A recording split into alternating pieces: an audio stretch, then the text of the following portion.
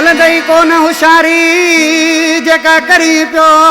तूं चाल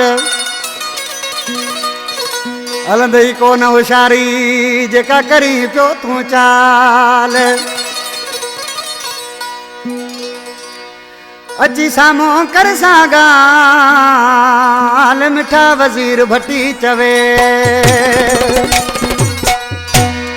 दिलपुर ख़ास खां गुल मोहम्मद रिंद रईस भट्टी शेर अली भट्टी दिलदार भट्टी सोनू भट्टी हैदराबाद सेंट्रल जेल खां अनिल नारे जो मिरपुर ख़ास खां वो एडियूं हनन ड्राड़ूं था तो के सुञाणो एडियूं हनन ड्राड़ूं था तो के सुञाणो अच मुंहिंजे साम्हूं जे आई मुड़स माण्हू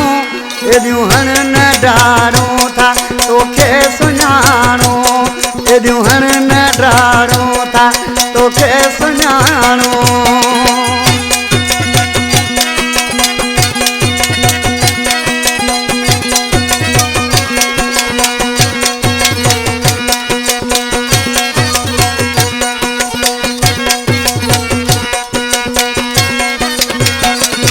वधंदो वञे पियो तोखे ॾिसां थो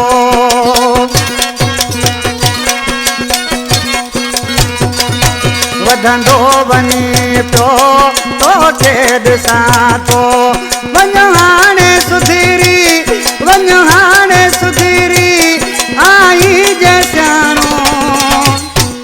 एडियूं हनन ड्राड़ूं था तोखे सुञाणो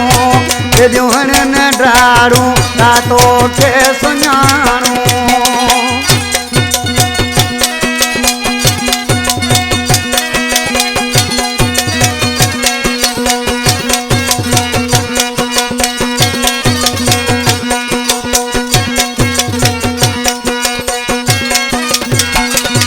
तूं कुझु बि नाहीं तोखे चवां थो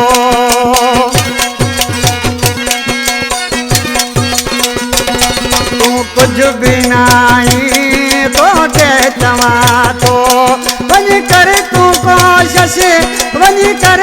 कोशिश खुलियो पियो वठाणो एडियूं हनन ड्राड़ूं था तोखे सुञाणो एडियूं हनन ड्राड़ूं था तोखे सुञाणो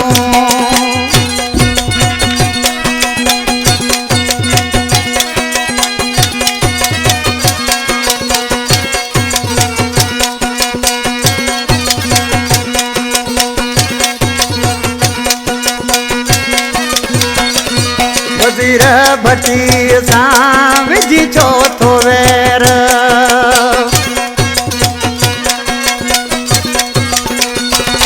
वज़ीर भट्टी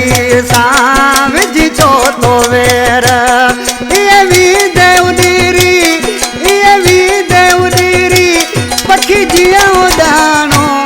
एडियूं हनन ड्राड़ूं था तोखे सुञाणो एडियूं हनन ड्राड़ूं था तोखे सुञाणो